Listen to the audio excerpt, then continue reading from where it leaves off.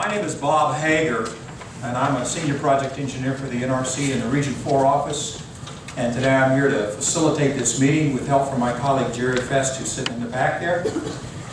And our role today is to help this meeting run smoothly, to ensure that everyone who has something to say has an opportunity to say it. Oh yeah, thank you.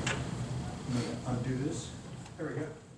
Introduce the NRC staff who are here today. Emmanuel Syak is the Environmental Project Manager for the license renewal process for Sequoyah. Mark Yu is the Safety Project Manager.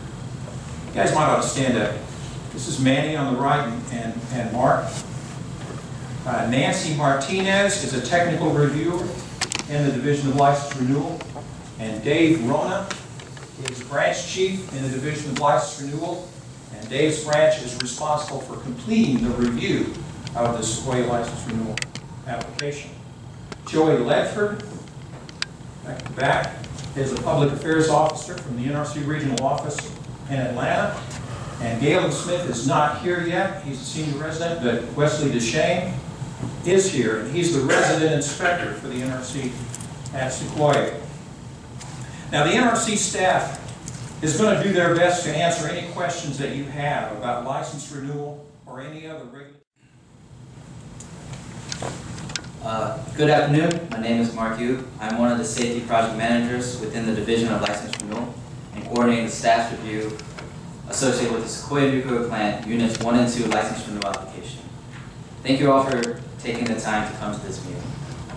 Today we will provide an overview of the license renewal review process, which includes both a safety review and an environmental review. We will describe ways in which the public can participate in the Sequoyah license renewal process. I'd like to reiterate that the most important part of today's meeting is to receive any comments that you may have on the scope of the environmental review. We also will give you some information about how you can submit comments if you prefer not to speak at this meeting. I hope the information we provide will help you to understand the license renewal review process and the roles you all can have in the process. Before I get into the discussion of the license renewal process, I'd like to take a minute to talk about the NRC in terms of what we do and what our mission is. The NRC is a federal agency that regulates the civilian use of nuclear material. The Atomic Energy Act authorizes the NRC to grant a 40-year operating license for nuclear power reactors. I'd like to highlight that this 40-year term was based primarily on economic considerations and antitrust factors, not on safety or technical limitations. The Atomic Energy Act also allows for license renewal. The National Environmental Policy Act of 1969, or NEPA, established a national policy for considering the impact of federal decision-making on the human environment. Emmanuel will discuss NEPA in greater detail. The NRC's mission is threefold: to ensure adequate protection of the public health and safety, to promote the common defense and security, and to protect the environment. The NRC accomplishes its mission through a combination of regulatory programs and processes, such as establishing rules and regulations, conducting inspections, issuing enforcement actions, and assessing licensee performance. We also evaluate operating experience from nuclear plants across the country and internationally as well. The NRC has resident inspectors at all operating nuclear power plants. These inspectors are considered the eyes and ears of the NRC. This flowchart highlights that the license renewal process involves two parallel reviews: the safety review and the environmental review. These two reviews evaluate separate aspects of the license renewal application in a little more detail, starting with the safety review. To better understand the license renewal process, it is good to know the safety principles that guide license renewal. The first principle is that the current regulatory process is adequate to ensure that the licensing basis of all operating plants provides and maintains an acceptable level of safety, with the exception of detrimental effects of aging. The second principle is that the current plant-specific licensing basis must be maintained during the renewal term in the same manner and to the same extent as during the original license term. In other words, the same rules that apply under the current license will apply in the renewal term. In addition, a renewed license will include conditions that must be met to ensure aging of structures and components important to safety is adequately managed so that the plant's current licensing basis is maintained during the period of extended operation. The safety review focuses on the aging of passive and long-lived structures and components in systems that the NRC deems important to plant safety. We consider safety-related systems, structures, and components, for example, reactor containment, non-safety-related systems, structures, and components, which, if they failed, could affect safety-related systems, structures, and component functions. For example, a piece of equipment directly above a safety-related component. And systems, structures, and components relied upon for compliance with regulations for fire protection, environmental qualification, pressurized thermal shock, anticipated transients without scram, and station blackout. The staff's main objective in this review is to determine if the effects of aging will be adequately managed by the applicant. The results of the safety review are documented in a Safety Evaluation Report, or SER.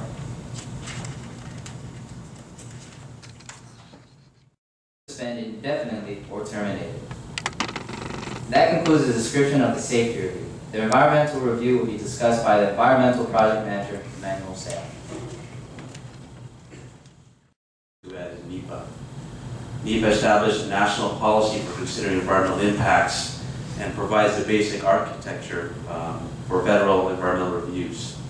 All federal agencies must follow a systematic approach in evaluating potential impacts and also to assess alternatives to those actions.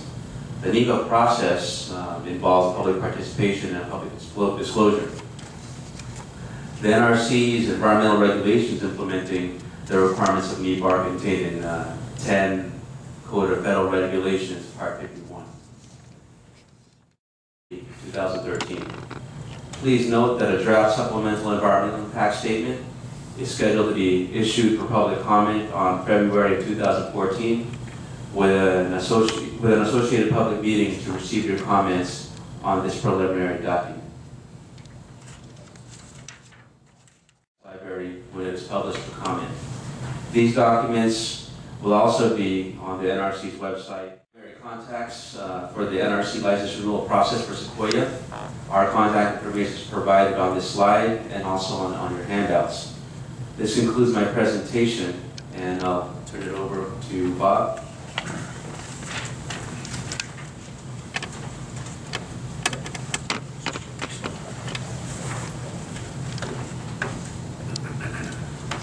Right, this is the part of the meeting where if you have questions about what was presented, this is the time to ask them, and the NRC staff will answer them. NRC chapter of the Sierra Club and the Belafonte Efficiency and Sustainability team. I just have a simple question. On slide number 8, you said, and I'm sorry I didn't catch it, but you said you don't repeat looking at something, and I didn't catch what it is that you don't look at again. I just wanted to make sure I understood what that was. Thank you. Mark, you want to take that? Yes.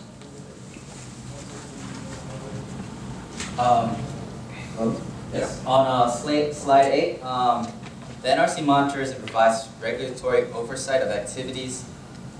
We do not, in the ongoing basis, the NRC monitors and provides regulatory oversight of activities on an ongoing basis under the current operating license. Thus, we do not reevaluate them in license renewal. The areas are the addresses these areas of performance every day. Sorry, I'm trying to do my notes. It's current safety performance as defined by NRC inspection findings, violations, and general assessments of plant performance, emergency planning, and security. Those are the items. Those are reviewed on an ongoing basis, and we don't reevaluate them as part of license renewal. Did that answer your question? Okay. Oh, sorry. Yeah. My name is Gretel Johnston, Okay. and it was in the license renewal process. You had a chart there, and you said it is reviewed by ACRS. Excuse my ignorance, but I don't know what that acronym is. Oh, the ACRS is the Advisory Committee on Reactor Safeguards. They're a team of independent scientists, nuclear experts in the field, national labs, and they come in and they review our safety evaluation report. That's who we present our safety evaluation to. So they are independent of the staff, and and they give their recommendations straight to our commission. Independent of the NRC or independent of the industry? Both. They are nuclear experts, they are scientists, they are professors that are independent of the industry and our staff. Thank you. Any other questions about the material? All right, then we'll move to the third part of our...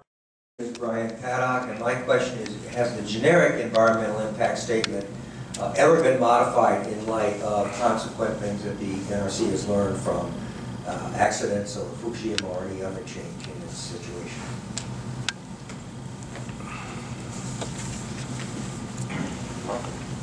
Hello? Did everybody hear me?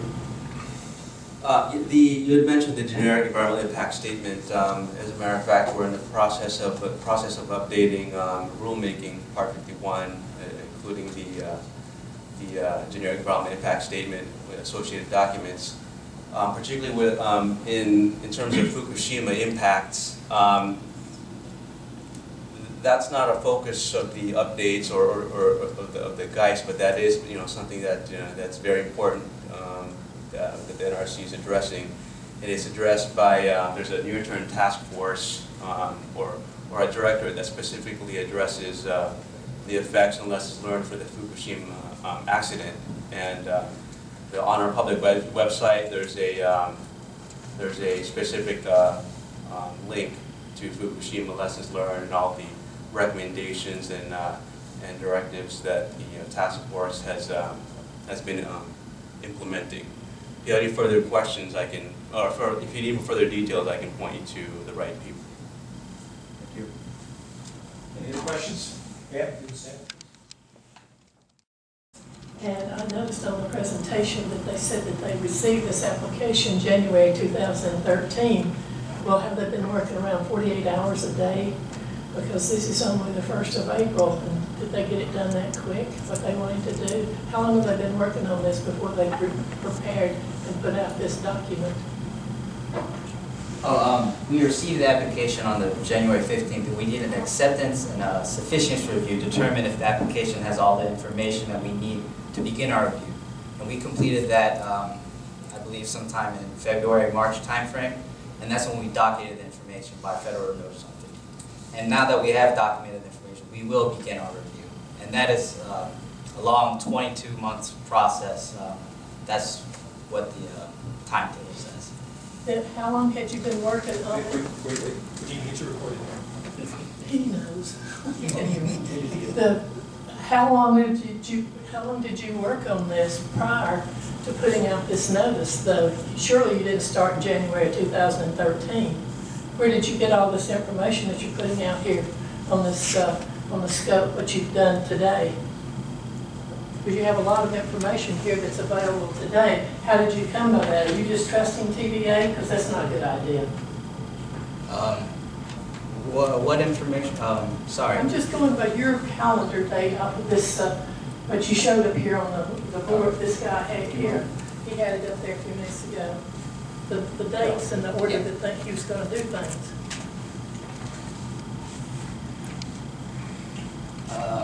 Would you like the environmental one or the safety one? Right there. Okay.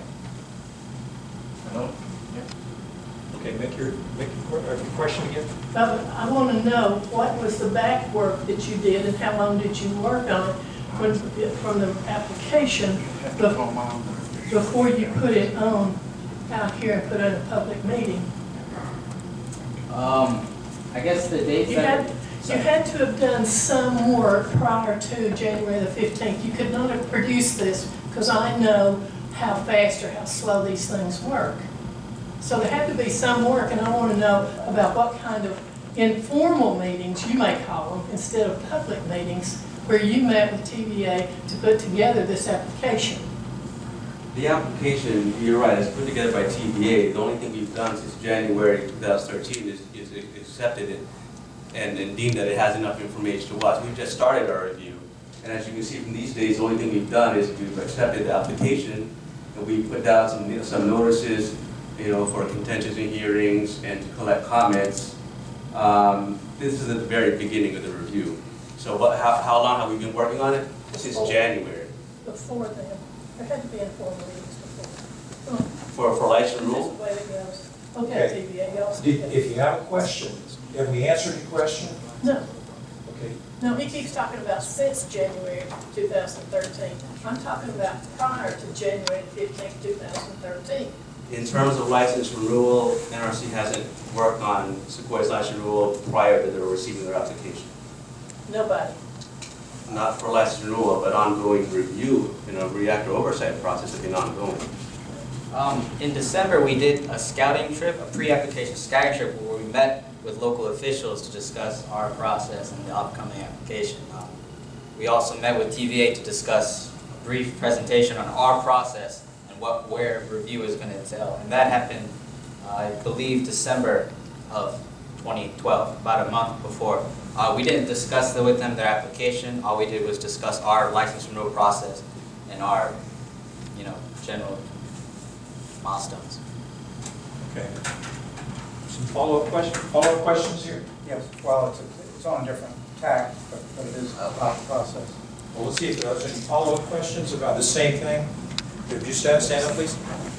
Hey, yeah, my name is Tim Anderson, and I just had a follow-up question on the generic impact study. And my question is, since there's still 7 years before this license expires, why are we pushing this through prior to getting any feedback or making any changes based on Fukushima, which is obviously an event that's still affecting the country right now, and the oceans and everything else? So I'm just wondering, why is this not being put on the front burner? Why are you using an old application, an old process, when there's new information? And also, what was the date that the generic EIS was actually put into service? Okay, the generic environmental impact statement, it's the one prior to that was in 1996, and like I said, we're updating it now, so it's been around for a while now, and we've done about 14 reviews that have been referencing the generic environmental impact statement. So we're updating it. Now you had mentioned why aren't we including Fukushima type events in terms of license renewal. I guess the short answer is we are addressing that. The agency is addressing the lessons learned, the impacts of Fukushima.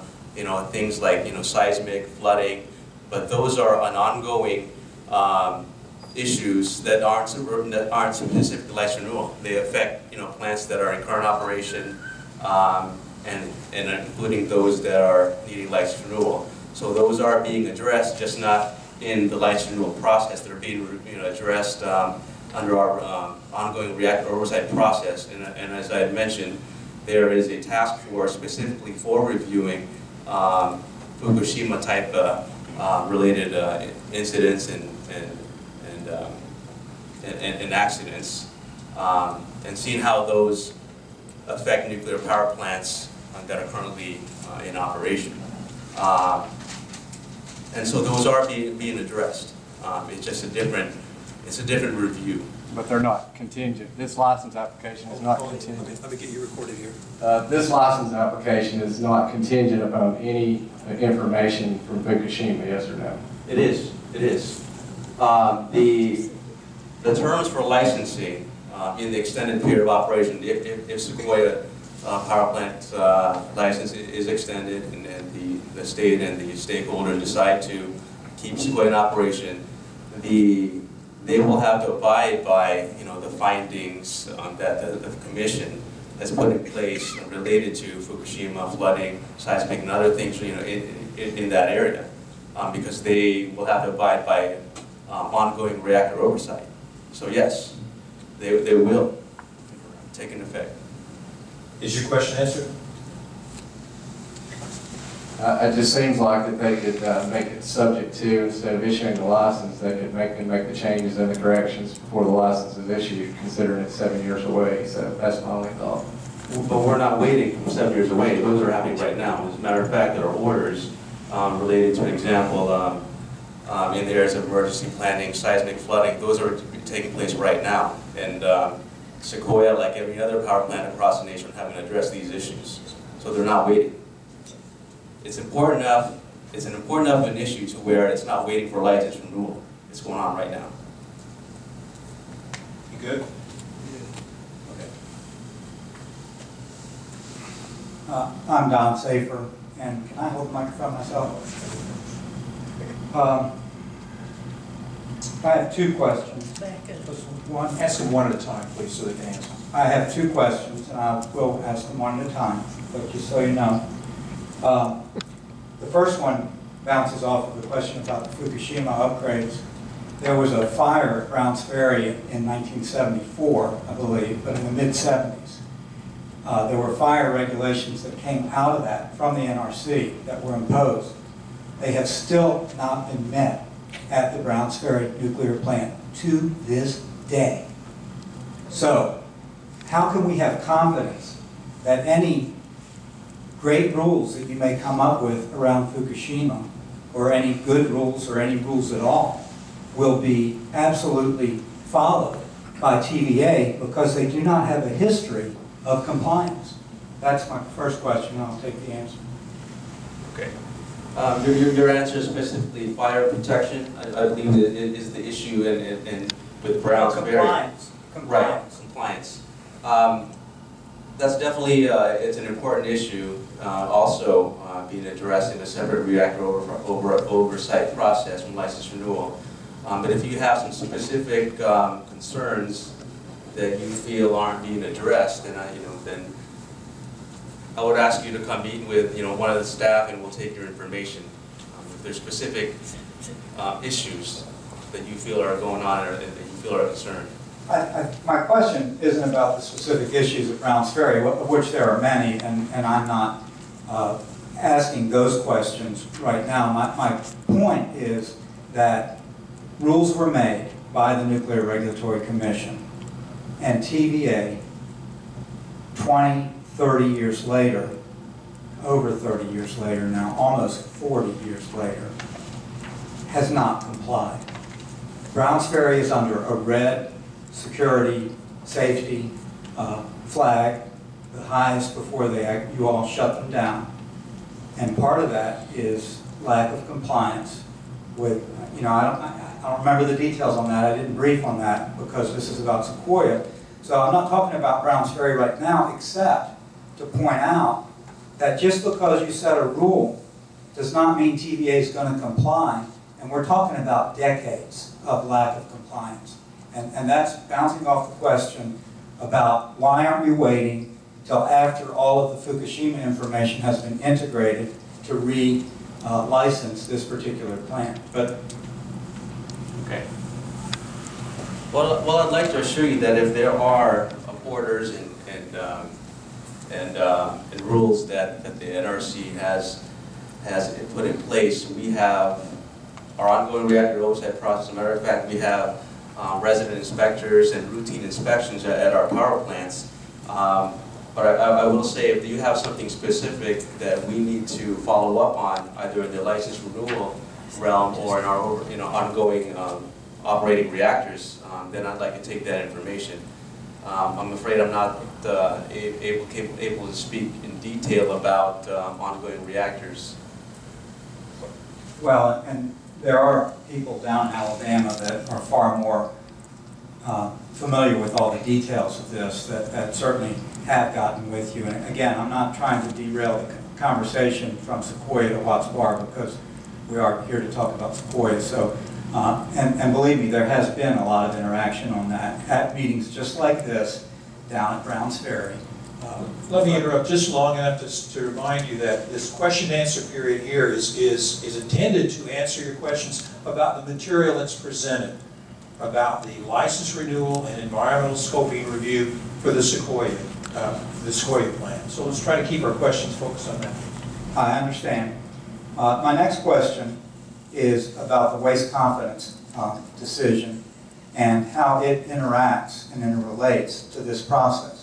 When the U.S. court threw out the NRC's waste confidence rule and said no new licensing, no new relicensing until the waste confidence issue is resolved, how can you all be proceeding, and it's my understanding it's going to take at least 2 years for the waste confidence decision to be running.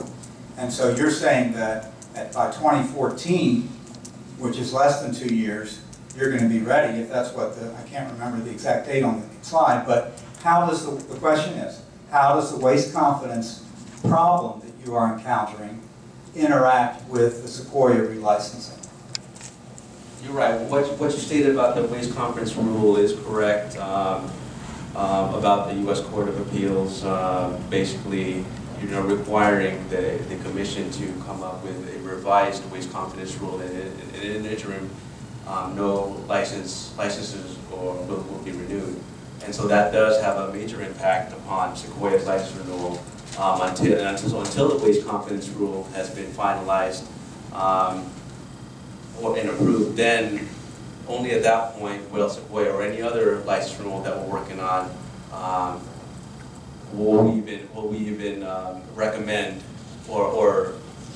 recommend license renewal. I think the dates that you were referring to was probably the February 2014. What I'd like to point out is all that says, well, okay, let me back up. The commission, during this 2-year process, or roughly 2-year process, and we're working on a waste confidence rule, the commission has allowed our review to continue.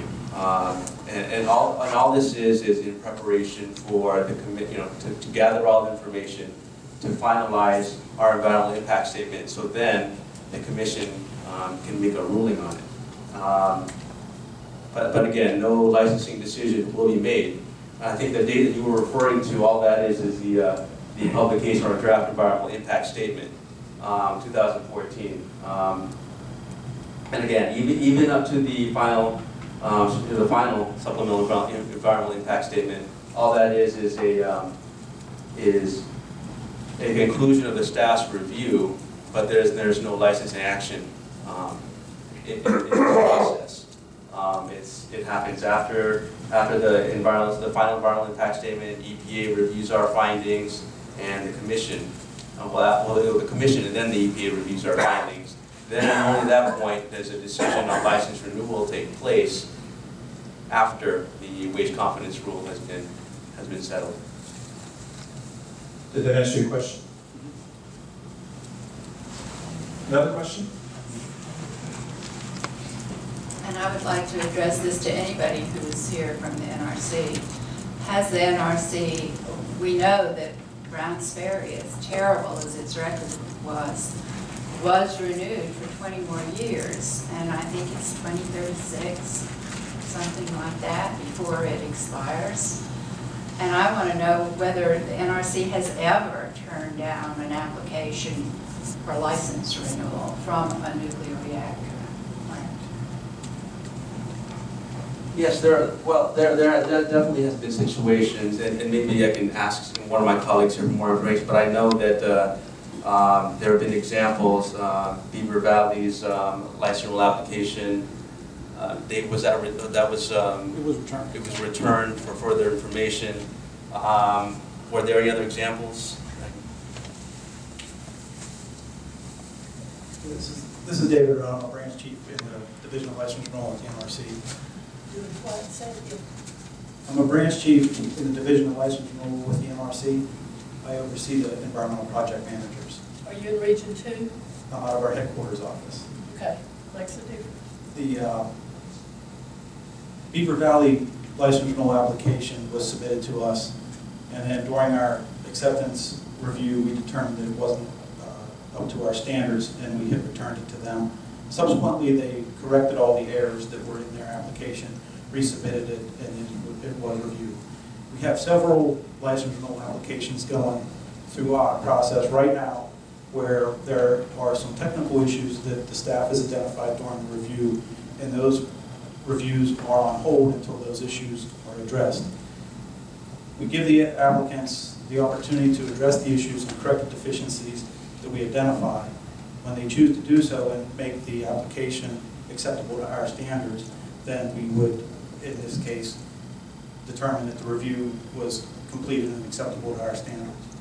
So in the cases with all the applications before us except for a couple that we have on hold right now, the applicants have been able to meet our standards, and we have approved the extensions of their licenses.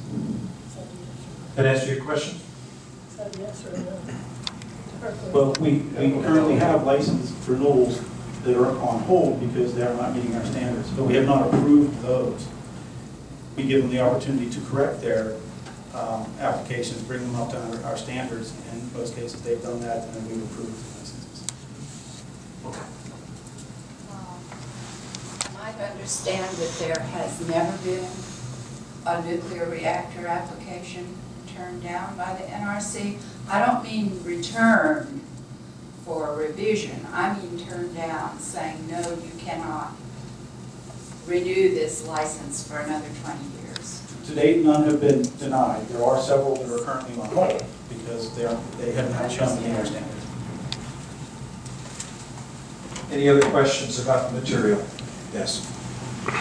Yeah, I'm Jimmy Green. I'm with the Southern Alliance for Clean Energy. Just to clarify that last point, the way I understand it, then the question before us today is not whether or not this license will be renewed. It's what steps have to be taken to make sure the license is renewed. Well, let me clarify that. What I said, and what I think the other presenter said, is the purpose of this meeting is to obtain your input to the environmental scoping process. What issues do you identify that the NRC should consider in the scoping review? That's the purpose of this meeting. But the final outcome is eventually going to be approval of this license application. Yes. Yes. Well, that's the process that they're in. We can't answer that. You have answered that. If they meet our standards and everything's acceptable, we would approve a license renewal application. If they can't meet our standards, we would not approve the license renewal application. This is Brian Paddock. I'd like a little more clarification on the relationship of this SEIS process and any finding that it ultimately makes with respect to waste confidence. I understand that no license will be issued. The Commission has ordered that no license or relicense be issued until there's a waste confidence regulation back in place. Of course, with litigation, we don't know how long that may be. But can or will this SEIS make any kind of determination on the environmental impact of the retention and disposition of waste from continued operation of this reactor, even though there is neither a final EIS nor a final waste confidence decision at the time that you propose in September of 2014 to issue your CIS? So this is what I understand your question. Are you wanting to find out whether the issuance of our supplemental environmental impact statement, whether or not that will address the waste confidence or the disposal of waste? Well, it's my feeling that as an environmental impact statement, supplemental, that it needs to discuss what's going to happen with 24 years of waste. And I'm just wondering how that can be handled if we don't have a final waste confidence decision. Right. Yes. The disposal of waste that you're talking about is being addressed by the Commission. They've decided they've thought it best to address it on a generic case as it is common to all nuclear power plants, and so a separate environmental impact statement will specifically address that. Now, the Sequoyah license renewal associated environmental impact statement will address that as well, but more on a site-specific basis as far as the waste at Sequoyah. And it will rely heavily upon the environmental impact statement that's being analyzed for generically for waste disposal. And I guess my question would be, if that generic EIS for waste confidence, which would be the precursor of a regulation, if that's not ready by your September 2014 target date for this SEIS to be released, what happens then? Then the license renewal decision will be delayed pending the waste confidence ruling. but the SEIS won't. The SEIS will be issued, and more likely what will happen is if the SEIS is issued and the waste confidence EIS comes out after that, prior to issuing any licenses, the in-house applications will be reviewed for any new and significant information, and we'll take into consideration, definitely take into consideration what the generic environmental impact statement, specifically the waste confidence, and what were the findings there. Are there any new and significant information to Sequoyah? And then at that point, a supplement or a review of new significant information will be conducted. If Sequoyah's review is done first, and then the generic waste confidence environmental impact statement. So they'll all be addressed before or after, but it'll definitely be addressed before issuance or before a renewal license decision is made. Thank you for your Good. How does the generic EIS study the health effects of low doses and medium doses and high dose regulation on the population specific to Sequoyah? Is there a team on the ground that comes and does studies and says, hey, how much is the cancer rate here, and could it have been caused by additional radiation, or is it part of the 1998 generic study? So I was just wondering, is there actually a team here, or do you use the data from 1998 to determine your findings? We have a health physicist, subject matter experts that review current data, that are new and significant to Sequoyah. As a matter of fact, they will be on site next week for an on-site inspection and review of information and documentation. So, we conduct our thorough and independent review. We take generic issues that are in the GEIS, but then we supplement that with trying to look at new and significant information. And health physics is and radiological impacts to human health is one of the major issues that we look at. So when you say thorough, that means that you talk to 5 people, 100 people, 10,000 people, you do studies. I mean, what's thorough? I guess thorough to me is you look at all the information out there that's available. We take your comments, and if you are, I'm not a health physicist myself, but if you have specific concerns or want to know more specifically, how the review is conducted as far as radiological impacts to health and human and health physics, I can definitely take your new information, refer you to our subject matter experts in that area. You good? Any other questions about the material that's presented?